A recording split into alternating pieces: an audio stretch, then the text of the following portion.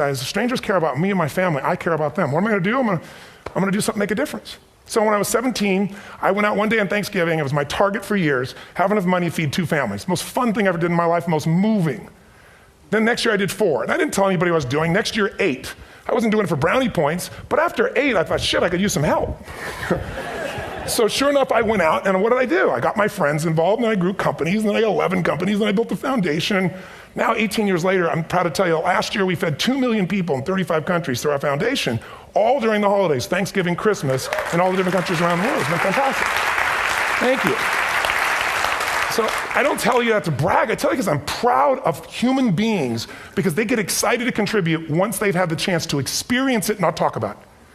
So finally, I'm about out of time, the target that shapes you, here's what's different about people. We have the same needs, but are you a certainty freak? Is that what you value most, or uncertainty? This man here couldn't be a certainty freak if he climbed through those caves.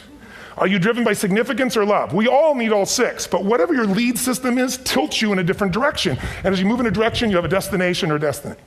The second piece is the map. Think of that as the operating system tells you how to get there. And some people's map is, I'm gonna save lives even if I die for other people, and they're a fireman. Somebody else says, I'm gonna kill people to do it. They're trying to meet the same needs of significance, right? They want to honor God or honor their family, but they have a different map. And there are 7 different beliefs. I can't go through them because I'm done. The last piece is emotion. I say one of the parts of the map is like time. Some people's idea of a long time is 100 years. Somebody else says is 3 seconds, which is what I have. And the last one I've already mentioned that felt you. If you got a target and you got a map, and let's say, I can't use Google because I love Macs, and they haven't made it good for Macs yet. So if you use MapQuest, how many have made this fatal mistake of using MapQuest at some time? You use this thing and you don't get there. Well, imagine if your beliefs guarantee you can never get to where you want to go. The last thing is emotion.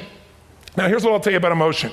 There are 6,000 emotions that we all have words for in the English language, which is just a linguistic representation, right? It changes by language. But if your dominant emotions, if I have more time, I have 20,000 people or 1,000, and I have them write down all the emotions that they experience in an average week. And I give them as long as they need. And on one side they write empowering emotions, the other is disempowering. Guess how many emotions people experience? Less than 12. And half of those make them feel like shit. So they got 5 or 6 good frickin' feelings, right? It's like they feel happy, happy, excited, oh shit, frustrated, overwhelmed, depressed. How many of you know somebody who no matter what happens finds a way to get pissed off? How many know somebody like this?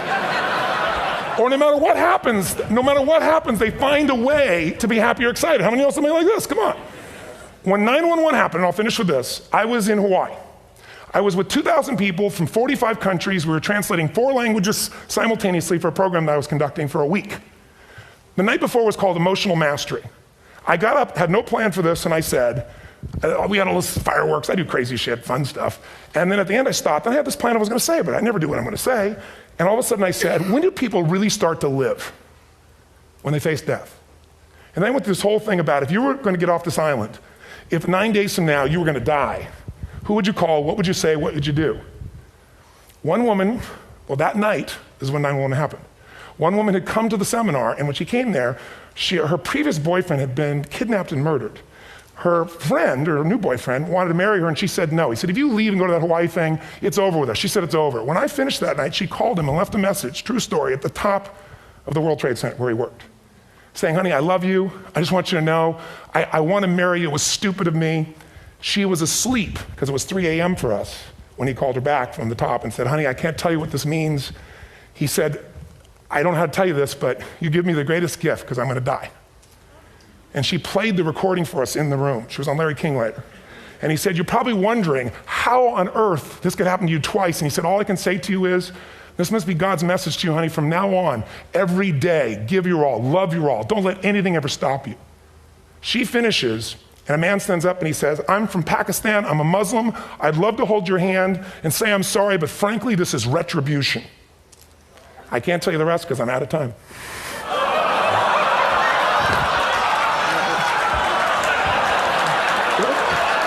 Are you sure? Finish the story. 10 seconds. 10 seconds. No, I want to be respectful. 10 seconds. All I can tell you is I brought this man on stage with a man from New York who worked in the World Trade Center, because I had about 200 New Yorkers there. More than 50 lost their entire companies, their friends, marking off their Palm Pilots. One financial trader, this woman made of steel, bawling. 30 friends crossing off that all died. And what I did to people is said, what are we going to focus on? What does this mean, and what are we going to do? And I took the group and got people to focus on, if you didn't lose somebody today, your focus is going to be how to serve somebody else.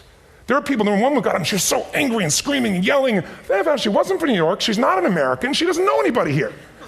I said, you always get angry. She said, yes. Guilty people got guilty, sad people got sad. And I took these two men and did what I call an indirect negotiation.